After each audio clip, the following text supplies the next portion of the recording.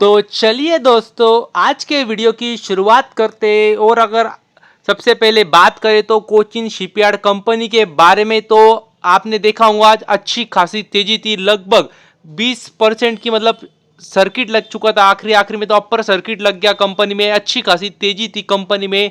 और यदि आपने देखा होगा तो कल ये शेयर मतलब 1300 के आसपास क्लोज हुआ और आज देखें तो काफी नीचे ओपन हुआ। तो आप डर जाएंगे।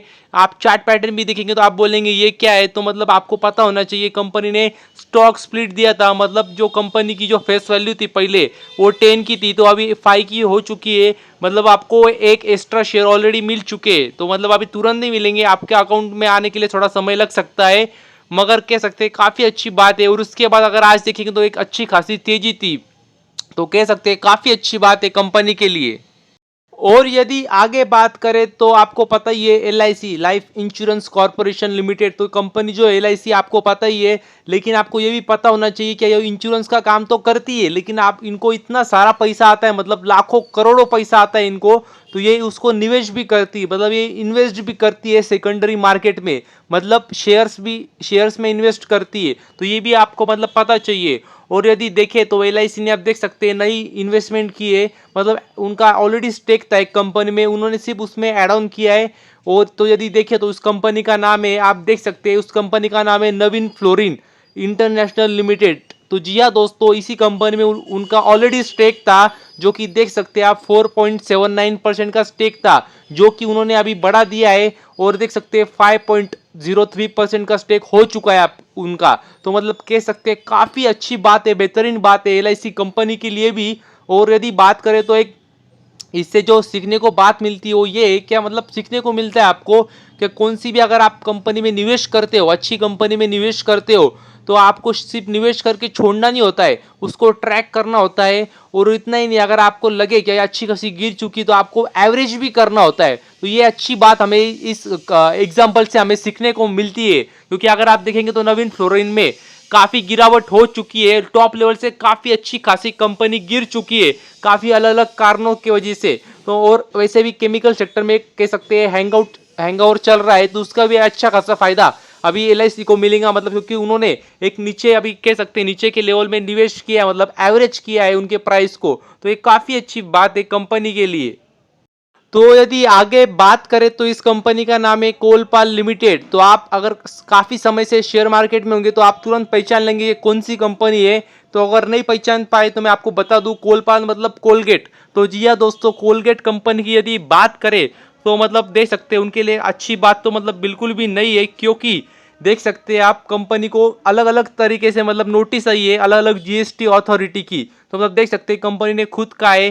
तो देख सकते हैं हिमाचल प्रदेश GST अथॉरिटी से आई है नोटिस, तमिलनाडु GST अथॉरिटी से आई है नोटिस, इतना ही नहीं दिल्ली GST अथॉरिटी, इनसे भी उनको नोटिस आई है। तो मतलब ये अच्छी बात तो मतलब बिल्कुल भी नहीं है। लेकिन एक बात जो आपको मतलब तुरंत ध्यान में आनी चाहिए कि जो भी नोटिस आई है मतलब बहुत ऐसी कह सकते हैं बहुत बड़ी नहीं है, जो भी अमाउंट दी गई वो छोटी है। तो ये बात भी मतलब आपको पता चाहिए, इससे आप कंपैरिजन कर सकते हैं। जैसे अगर आप देखेंगे तो इनके शेयर में इतनी गिरावट नहीं हुई, और वही अगर आप देखेंगे डेल्टा कॉप लिमिटेड के, तो उससे आप कंपैरिजन करेंगे तो वहाँ पे तो बहुत बड़ी गिरावट हुई थी। तो मतलब ये डिपेंड भी करता है GST की जो नोटिस आई है वो कितनी बड़ी है। और यदि आगे बात करें तो मतलब वही सोच रहा था, अभी तक मारुति सुजुकी ने कुछ अभी तक कैसे अनाउंसमेंट नहीं की। तो जी हाँ दोस्तों, अभी मारुति सुजुकी भी अभी कह सकते हैं गुजरात में निवेश करने वाली है, इन्वेस्ट करने वाली है। तो मतलब कह सकते हैं काफी अच्छी बात है गुजरात के लोगों के लिए भी, मारुति सुजुकी कंपनी के लिए भी, और उनके शेयर होल्डर्स के लिए भी। क्योंकि यदि बात करें तो उन्होंने देख सकते हैं उनके जो प्रेसिडेंट थे मारुति सुजुकी के, तो वो उन्होंने कह सकते हैं काफी बड़ी निवेश की बात की है। और यदि आप देख सकते हैं, अगर आप देखेंगे तो मतलब कह सकते हैं काफी बड़ा आंकड़ा है। तो अगर आप देखेंगे तो नया प्लांट शुरू करने वाले गुजरात में, और उसके लिए वो देख सकते हैं 350 बिलियन रुपीस निवेश करने वाले। वो ध्यान से पढ़ना है, 350 बिलियन रुपीज है, डॉलर नहीं है। अगर आप डॉलर के हिसाब से हिसाब करने जाएंगे तो आंकड़ा मतलब कई के कई निकल जाएगा। तो 350 बिलियन रुपीस, तो ये भी काफी बड़ी अमाउंट है। और यदि देखा जाए तो वो फोर्थ प्रोडक्शन लाइन भी निकालने वाले, मतलब स्पेशली ईवी के लिए, तो वहां पे भी वो 32 बिलियन रुपीस कह सकते हैं निवेश करने वाले। तो मतलब बेहतरीन बात है। और यदि देखें तो सिर्फ जो एक बात मुझे वो इतनी खास नहीं लगी तो ये कि जो ईवी में वो नए निवेश करने वाले हैं उसके लिए मतलब काफ़ी समय लिया उन्होंने। 2026-27 फाइनेंशियल ईयर 2027 वहाँ तक वो मतलब निवेश करने वाले। और यदि बात करें तो जो उनका नया प्लांट खोलने वाले वो जिसके अंतर्गत वो 350 बिलियन रुपीस भी निवेश करने वाले, उसके लिए भी वो फाइनेंशियल ईयर 28-29 तक उन्होंने वो समय लिया है। मतलब ये समय काफी लेने वाले, ये बात भी आपको पता चाहिए। ऐसा नहीं कि मतलब तुरंत 1 साल में या 2 साल में करने वाले, ऐसा नहीं है, ये बात भी मतलब पता चाहिए। और अगर वो देखेंगे तो नया प्लांट खोलने वाले 350 बिलियन रुपीस डाल के, तो उसके बाद वो एनुअली हर साल 10 लाख गाड़ियां उनकी निकलने वाली उस मैन्युफैक्चरिंग फैसिलिटी से। तो ये बात भी मतलब आपको पता चाहिए।